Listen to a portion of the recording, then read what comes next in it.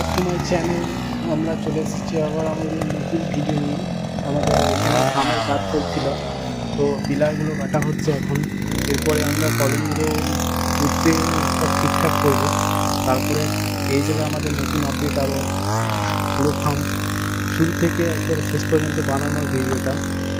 এখানে আছে আমাদের পিলারগুলো রাখা রয়েছে সব। এটা গর্তগুলো খুঁড়ে তারপরে এটার মধ্যে পিলার দিয়ে সেট বানানো হবে, তারপর নেট দিয়ে ফিনিশিং করা হবে।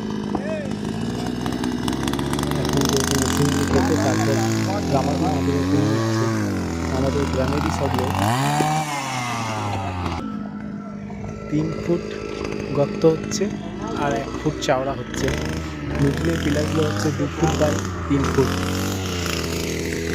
আরও নতুন আপডেট পেতে আমাদের সঙ্গে থাকুন, একটু সাবস্ক্রাইব করুন।